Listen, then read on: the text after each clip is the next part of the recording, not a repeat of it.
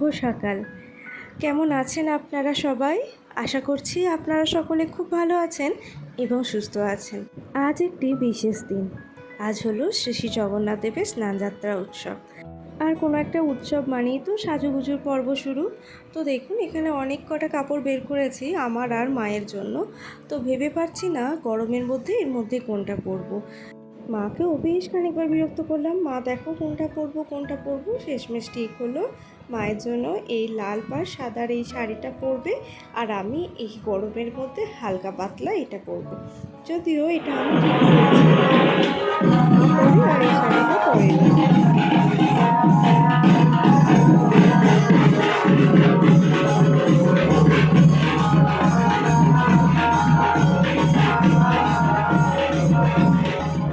ছোটো থেকেই স্নানযাত্রার সময় এরকম বাজনা বাজে, আর যতক্ষণ না এই বাজনাটা বাজছে ততক্ষণ যেন স্নানযাত্রা পর্ব বলে মনেই হয় না। এই দেখুন স্নানযাত্রার জন্য বাজনা এসে গেছে, আর ছোটোবেলাতেও আমরা খুব আনন্দ করেছি। এখন যেমন এই ছোটো ছোটো বাচ্চারা মিলে সবাই আনন্দ করছে, আমরাও এই রোদ্দুরের মধ্যে সবাই মিলে দাঁড়িয়ে থাকতাম। আর আজকে যেহেতু পুজো সেই কারণে ভাবলাম একটু আলতা পরে নিই। এই দেখুন ছাদের মধ্যে ছিল আলতাটা পরে, কারণ এই ঘরে রং ঢং হবার পরে সব কিছুই ওই ছাদেই তোলা ছিল। তো ছাদ থেকে আলতা শিশিটা নিয়ে এসে আগে নিজে পরে নিলাম, আর তারপরে মাকে পরিয়ে দেব। এই পুজো আসার দিনে যদি একটু আলতা না পরা হয় না, ঠিক একটা ভালো লাগে না, আর কেমন যেন একটা ফাঁকা ফাঁকা লাগে। আর জানেন তো এই সময় মন্দিরে প্রত্যেকে ওই ধরুন লাল পাড় সাদা শাড়ি বেশিরভাগ পরে আসেন, আর পায়ে আলতা সুন্দর করে সাজুগুজু করে আসেন। এই দেখুন আলতাটা পরে নিয়েছে, কেমন লাগছে বলুন তো। এরপর মা তো রান্না করছিলেন, তো মাকে বললাম তুমিও এসো, তোমাকেও আলতাটা পরিয়ে দিই। তো মাও এসে বসলো, মাকে অনেক দিন পর আলতা পরিয়ে দিচ্ছি। আমি না পরিয়ে দিলে মায়ের আর আলতা পরাও হয় না, মানে মায়েরা শখ করে আলতা পরাও হয় না, আর কাজের চাপে মা তো বের হতেও পারে না। তো আজকে বলেছি আমার সাথে তুমি মন্দিরে যাবে। বিয়ের আগে আমি মাকে আলতা পরিয়ে দিতাম, আর তারপর মা আর আমি মিলে যেতাম মন্দিরে। এই দেখুন কি সুন্দর লাগছে, তাই না? আপনারা তো জানেন আমাদের ওইদিকে দুটো নতুন ঘর হয়েছে, তার মধ্যে একটা রান্নাঘর আর একটা হলো শোবার ঘর। তো ওইখানে আপাতত ফ্যান লাগাতে এসেছেন কাকু, ওয়্যারিংটা সবে হয়েছে। আর তার মধ্যে দেখলাম এই টেবিল ফ্যানটা একটু পরিষ্কার করে দিই, বেশ অনেক দিন ধরেই পড়েছিল তো নোংরা হয়ে গেছে। আর কাকু খুলে দিলেন আর আমি পরিষ্কার করে দিলাম। এরপরে আবার এটা একটু শুকোতে দিয়ে দিলাম, ততক্ষণে ওই সিলিং ফ্যান দুটো লাগানো হোক, আর তারপরে এটা কাকু বললেন সেট করে দেবেন। এই দেখুন রোদ্দুরে রেখে দিয়েছি, ইলেকট্রিকের জিনিস তো একটু রোদ্দুরে রাখলাম যাতে জলটা সব শুকিয়ে যায়। আর ফ্যানের বাকি যে অংশটুকু আছে সেই অংশটুকু বাপি পরিষ্কার করে দিল। এই দেখুন মা এদিকে করছে রান্না, আর ওই যে কাকু এদিকে ফ্যান দুটো লাগিয়ে দিলেন।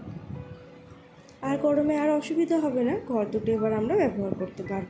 আর আজকে একদম সাদামাটা রান্না হচ্ছে, সর্ষে দিয়ে মাছের ঝাল, আর এদিকে হবে একটু শুক্তো। কারণ বাপির শরীরটা তো খুবই খারাপ, আর এই গরমের দিনে অত রিচ খাবার দাবার কিছু হবে না, ওই সারাদিন ধরুন মেলাতলাতেই কেটে যাবে। আর এই সবজিপাতি দিয়ে এখন হবে শুক্তো, অন্যদিন হয় সেদ্ধ ঝোল, আজকে হচ্ছে শুক্তো। বাপি এদিকে টেবিল ফ্যানটা সেট করতে বসে পড়েছে। চলুন দেখায় ফ্যানটা কেমন লাগানো হলো। কোনটা সুইচ তো এখনও জানি না, তাই সব সুইচগুলোই চেপে চেপে দেখছিলাম। এই দেখুন ফ্যানটা বেশ সুন্দরই হয়েছে, আর এই ঘরটাও এবার আমরা সুন্দরভাবে ইউজ করতে পারবো। শীতকাল হলে তো প্রথম থেকেই ব্যবহার করা যেত, কিন্তু গরমকাল তো তাই। আর আমিও এদিকে স্নান ধান করে রেডি হয়ে গেছে, এখন চলুন যাব মেলার দিকে। এই দেখুন প্রথমে তো এখানে মা সিদ্ধেশ্বরী পুজো হবে, আর মা সিদ্ধেশ্বরীর কাছে যাদের কাছে যেমন মানত করা থাকে তারা তেমনভাবে এখানে দণ্ডি খাটেন। দেখেছেন কত মানুষজন দণ্ডি খাটছে। আগে রাস্তাটা ছিল মোরামের, তখন খুব কষ্ট হতো জানেন দণ্ডি খাটতে। এখন আবার হয়ে গেছে এই যে সিমেন্টের ঢালাই করা রাস্তা। আজকে যদিও রোদটা তেমন নেই, আর এই জগন্নাথ দেবের স্নানযাত্রার দিন জানেন প্রত্যেকবার একটু না একটু বৃষ্টি হবেই, 2-1 ফোঁটা হলেও কিন্তু বৃষ্টি হবে।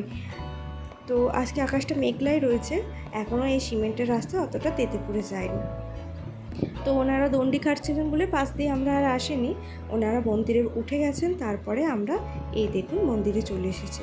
কত লোকজন আছে দেখুন, সবাই কি সুন্দর সাজুগুজু করে চলে এসেছে। আর এই একটা দিনেই না সবার সাথে দেখা হয়, মানে প্রত্যেকে এই মেলার দিনে এই পুজোর সময় এখানে আসবে আর প্রত্যেকেই এই মন্দিরের চালাতে বসে বসে পুজো দেখবে, গল্প স্বল্প সবই তো হতেই থাকে।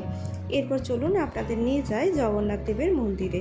মা সিদ্ধেশ্বরীর মন্দির, রক্ষাকালী মায়ের মন্দির, দুর্গা মণ্ডপ আর জগন্নাথ মন্দির সবই হচ্ছে এই আশেপাশে। এই দেখুন, এই হলো আমাদের শ্রী শ্রী জগন্নাথ, শ্রী বলরাম এবং সুভদ্রা মাতা। আর এই যে এখানটা হলো ওনাদের আসন। বছরের প্রত্যেকটা দিনই ওনারা এই আসনেই পূজিত হন। আর এই স্নানযাত্রার দিনে ওই সিদ্ধেশ্বরী মায়ের পাশে ওনাদের একটা বেদি করা আছে, সেইখানে ওনারা অধিষ্ঠান করেন। এখানে জগন্নাথ দেবের ভোগ বিতরণ হচ্ছে। যাই হোক, এখনই আমরা ভোগটা নেব না, একটু মন্দিরে বসবো, বাড়ি ফেরার পথে ভোগ নিয়ে একেবারে বাড়ি যাব। ব্লগটা শুরুর দিকে আপনাদের বলেছিলাম এই বাজনা যতক্ষণ না বাজছে ততক্ষণ যেন মেলা মেলা বলে মনেই হয় না। আর এই মেলাতে কেবলমাত্র যে আমাদের পাড়ার থেকে বাজনা হয় তা নয়, আমাদের গ্রামটা যতগুলি পাড়া আছে সব পাড়ার থেকেই মোটামুটি এই বাজনা করা হয়। আর দেখুন, প্রত্যেকে এসে মায়ের কাছে পুজো দিতে আসার সময় প্রত্যেকে বাজনা বাজিয়ে আসে এবং মায়ের সামনে বাজনা প্রদর্শন করেন। আর আমরা প্রত্যেকে তা দেখি। বাজনার তালে তালে ভরে উঠেছে চারদিকটা। আর ওনাদের দেখুন, একজনের ওপর একজন উঠে কেমন সুন্দর বাজনা বাজাচ্ছে, আমরা তো দেখে অবাক। আর প্রত্যেকে কিন্তু নিজেদের মতন করে আনন্দ করে যাচ্ছে। এই আনন্দ উৎসবের দিনটা এত সুন্দরভাবে কেটে যায় যে কি বলবো। কথাতেই আছে বাঙালির 12 মাসে 13 পার্বণ, তো এই 13 পার্বণের মধ্যে এটা হলো আমাদের গ্রামের একটি পার্বণ।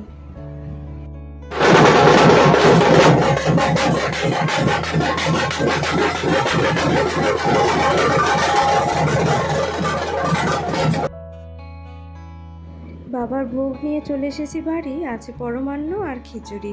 আর এই দেখুন, আপনাদের বলেছিলাম না স্নান যাত্রা হবে আর আকাশ থেকে বৃষ্টি হবে না, তা কি হয় দেখুন, 2-4 ফোঁটা হলেও কিন্তু বৃষ্টি হয়েছে।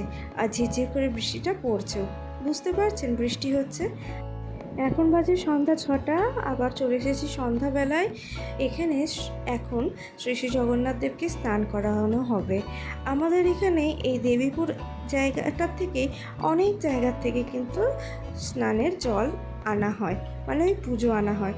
আর এই দেখুন, এখানে জগন্নাথ দেবকে বসানো হয়েছে, ওই যে বলেছিলাম সিদ্ধেশ্বরী মন্দিরের পাশেই একটা বেদি করা আছে, ওখানে স্নানযাত্রার দিন বসানো হয় শ্রী শ্রী জগন্নাথ দেবকে। আর যত জায়গার থেকে পুজো আসে সব জায়গার থেকেই তো ধরুন মালা আনা হয়, তো সেই মালাতে ঠাকুর কিন্তু একেবারেই চাপা পড়ে গেছে। আর আমিও তো ওই সামনেটায় দাঁড়ানোর সুযোগ পাইনি। কেমন ভিড় দেখতে পাচ্ছেন, এখন একটা পুজো এসেছে।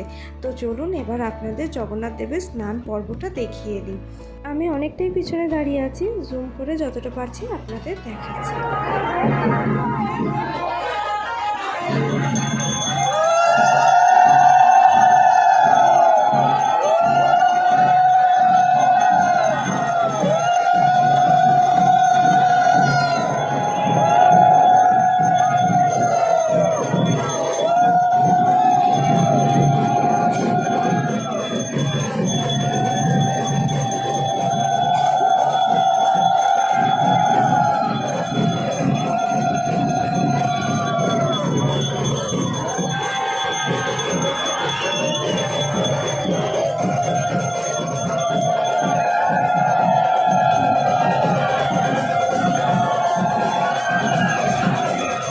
সবাই বলুন জয় জগন্নাথ।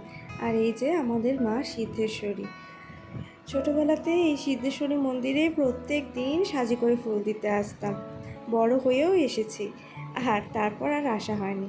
এখন আমরা সব বান্ধবীরা নিয়ে বসে পড়েছি, এখন আমরা করছি গল্প, তার সাথে চলছে আইসক্রিম খাওয়া।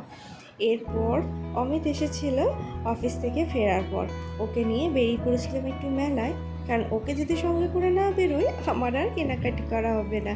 আর এই দেখুন কত মেলা বসেছে, এই জিনিসটি আমার বেশ পছন্দ হয়েছে, তাই একটা নিলাম।